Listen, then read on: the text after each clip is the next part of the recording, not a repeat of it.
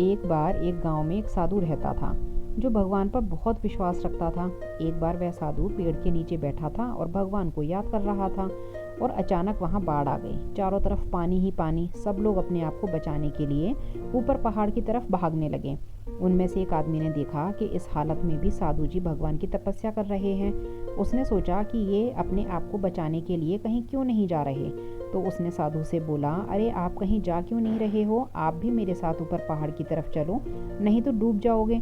साधु बोला, अरे हमें क्या होगा, मैं भगवान की इतनी तपस्या करता हूँ, मुझे कुछ नहीं हो सकता, मुझे भगवान अपने आप बचाएंगे। धीरे धीरे पानी साधु के कमर तक आ गया। अब लोग वहाँ से नाव लेकर निकलने लगे। तो उनमें से एक ने साधु से कहा, अरे पानी आपकी कमर तक आ गया है, आप हमारे साथ चलो। तो साधु ने कहा कि नहीं नहीं, भगवान मुझे अपने आप बचाएंगे। और वह नाव वाला भी वहाँ से निकल गया। कुछ देर बाद पानी इतना बढ़ गया कि साधु के सर तक पहुंच गया और अब लोगों को बचाने के लिए हेलीकॉप्टर निकलने लगे।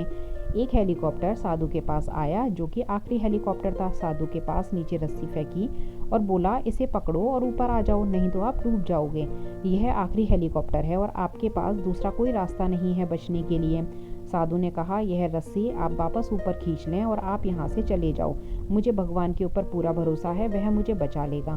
पानी काफी ऊपर आ गया, पेड़ डूब गया और साधु की भी डूबने से मौत हो गई। मरने के बाद साधु भगवान के पास गया और बोला कि हे भगवान, मैंने पूरी जिंदगी आपकी तपस्या की, मैंने सारा जीवन आपकी आराधना करने में लगा दिया, फिर भी इतने भरोसे के साथ इंतजार किया कि आप मुझे बचाने आओगे, लेकिन वहाँ मेरी डूबकर मौत हो गई और तुम नहीं आए। आखिर ऐसा क्यों? भगवान बोले, मूर्ख इंसान, एक बार नहीं 3 बार आया था और तीनों बार मैं ही तो था। पहला पैदल, दूसरा नाव के द्वारा और तीसरा हेलीकॉप्टर के द्वारा। लेकिन तुमने मेरा एक भी अवसर पहचान नहीं पाए, पता नहीं किसका इंतजार कर रहे थे। इस तरह से ज़िंदगी में हमें ऊपर वाला बहुत से मौके देता रहता है, लेकिन हम उन सब मौक़ों को ठुकरा कर पता नहीं किस चीज़ का इंतज़ार कर रहे होते हैं कि वो होगा तभी मैं करूँगा।